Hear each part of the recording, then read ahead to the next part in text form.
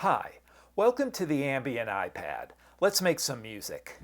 I'm going to focus on two things in this video, Mellotron organs and the Gauss Looper. The signal chain is the Mellotron M4000D Mini. Its master mono analog output goes into a Focusrite Scarlett 18i8 interface, which communicates back and forth with an iPad Pro through a USB-C hub that also lets me power the iPad Pro at the same time. I'll be using 8 matrix as usual. Let me just go to the mono input. I want to put the tempo down to about, let's just say 95 today. I'll add things in a moment. But first, organs on the Mellotron. In order to hear anything, I need to add at least one instrument or effect to 8 matrix. And I'm going to use Bleass Compressor. It's just real straightforward. Just go to a basic setting is fine. Let me just close that up and let's connect that. So let's start with, I'm just going to run through these really quick. This is church organ.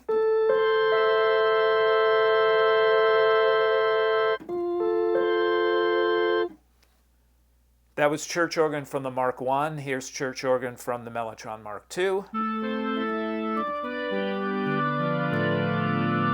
Then we get into some Hammond organs, a C3. Something just called Hammond organ from the Mellotron Mark I.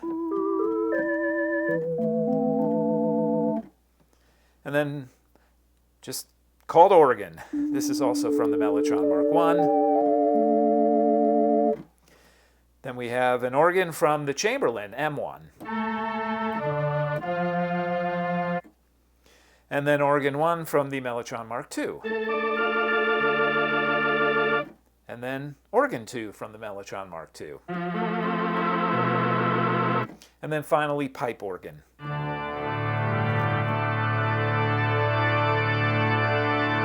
So I'm going to try to use most of those. That'll be easy in the loop, and then I'll pick out a few of them to do a solo over. But why don't I add all the other effects that I have in mind? I'm actually going to use a overdrive or distortion for this particular jam. Let me find it. I know by the way it looks. Here we go. It's in Nembrini Audio. It's a essentially meant to emulate a tube screamer. And we're just going to keep those settings. I'll connect everything later. I bought a new, it's kind of a combination reverb delay. Okay, Kajita or Kajita. And there you go. Just move over here and I'll demonstrate each of those. Just make that bigger. All right, I'm also gonna, just want a simple reverb. I'm not sure that Kajita will be enough for reverb as well. I'm mainly going to use that as a delay. So I've really been getting into the AudioKit's Rack Reverb only because it's just very simple and very straightforward. And it's retaining the settings I've had before. So let me leave that. I think that's it for effects. I feel like I may be missing something, but let's leave some spaces here just in case. Definitely want to have Gauss. So let me add that here. So Gauss Looper, where are you, Gauss? There you are. Okay, again, we'll do that later. Well, okay. And then Spatializer. Connect and show. I think for this one, let me just do front and back. You've been using surrounded a lot. And finally, I want to use Maxima from FAC. More as just like a mastering, kind of final limiter, compressor mastering, FAC Maxima. I'm just going to use what they call master. Let's close that up. I've got all the effects up now. I'll run quickly through them. We got a compressor, a tube screamer emulator for some screaming leads. I'm just going to add a little bit of overdrive to some of the organ because it sounds cool that way. Kajita, which is a delay reverb, but I'll be using that mostly as an unobtrusive delay. And then AudioKit's Rack Reverb. I've also got Gauss, going for the looping, Spatializer just to expand the field because, as always, the Mellotron is a mono instrument, although some of these effects add that stereo feel to it. And then finally I have Maxima from FAC, which I'm using more as like a mastering app, just some limiting and a little bit of compression and some other stuff. So you know, the easiest way to demonstrate this is just to walk through. I'm just going to pick one of the organ sounds. How's this one? No. Let's use this Hammond organ sound. And I'll just walk through each effect one by one. So this is what the tube screamer sounds like through it.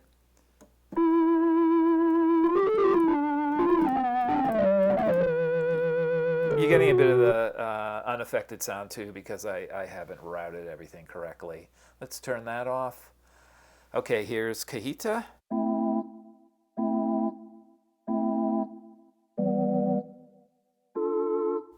Very light delay, which is fine. I'm going to use this setting for the loop, but then I'm going to change it when we get to the solos.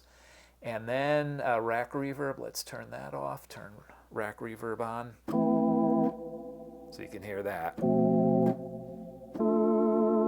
Way more reverb than I think I need, but I know once the loop's going and I plan on using this reverb on the organ lead lines, it's not going to sound that dramatic. Gauss will save till the end. Spatializer just adds a little bit. Maxima, I can't really demonstrate this, and I don't really want to take the time to walk through, but it's good just right at the end of your chain to kind of sweeten the sound. If nothing else, just to have a limiter on there so you don't go over a specific threshold and get into some distortion, which doesn't sound pleasant at all. So, but we'll have that up. Let's keep that up there. I want to do some routing here with the effects right now, and I'll have to turn them on and off. Everything should be routed correctly. Actually, I want to go down a little there because it is going to distort for sure. All right, I think we're ready to go here. Let's put Maxima down here just to look at a pretty graph going by, and then we do want Gauss. So let's get Gauss up here. I'll have this here. And let's go record. We definitely want to overdub. Oop, we're up to 9 seconds. We need to go down to 5. All right. And I'll explain the different parts of Gauss once the loop's going. Get this down to a different organ.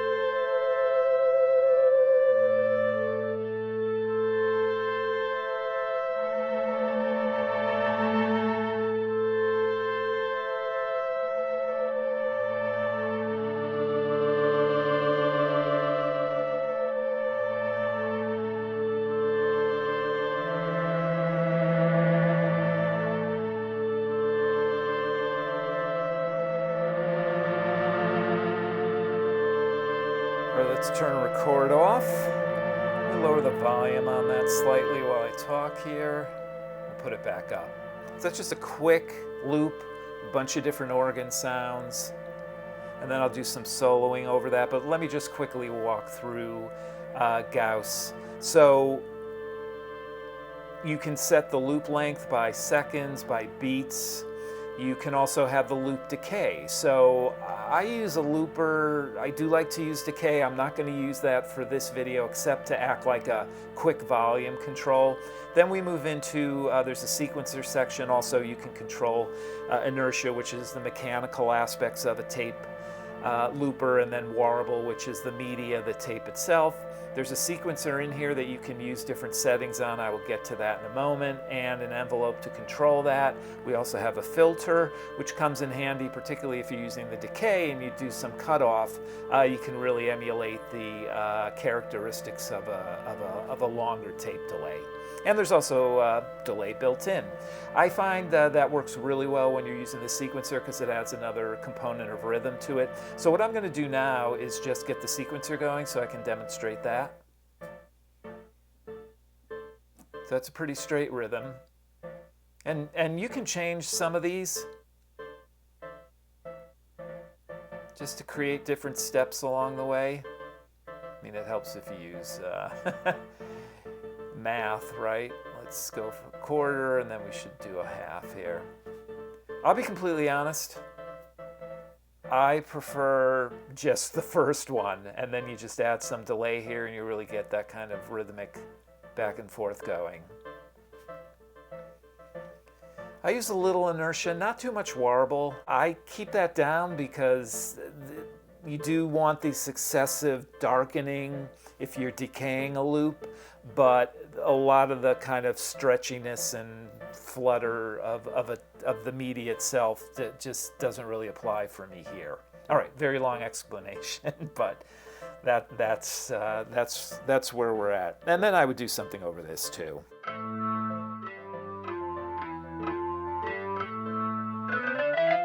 Let me turn the loop back up.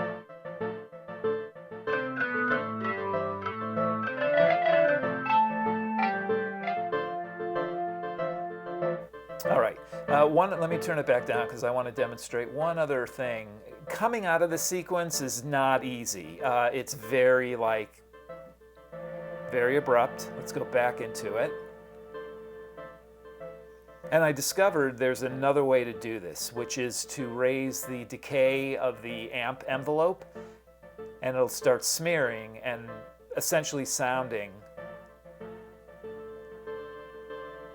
like the sequencer is not on. So you can gently ramp into that, then go off, and we're done.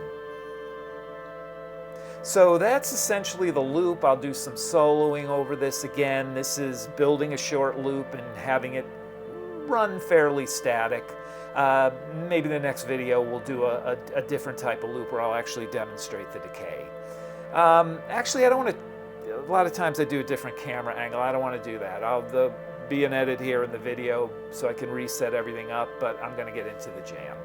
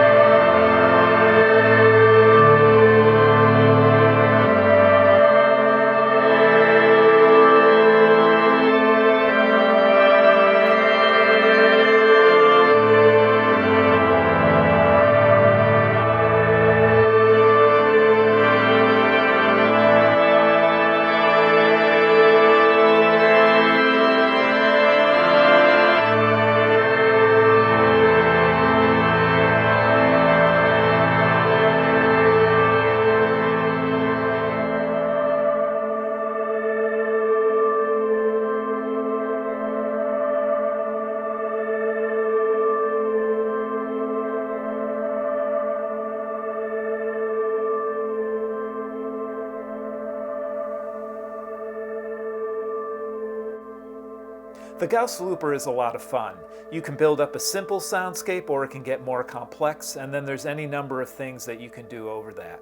Particularly since I discovered I can come out of the sequencer by raising the decay envelope and it really smooths out that transition. I've been really enjoying using the sequencer a lot more. Typically I'd put drums or percussion or something behind it, but I like just using kind of the pure loop this time. Next time what I'll do is I'll do a loop again with some different sounds, but I'll use the loop decay. So we'll be building up a loop while parts slowly decay and the volume goes down in the background. New pieces will go on above that, and then I'll kind of punch in and out for some solos. Thanks for watching, thanks for listening, and good luck with your own music.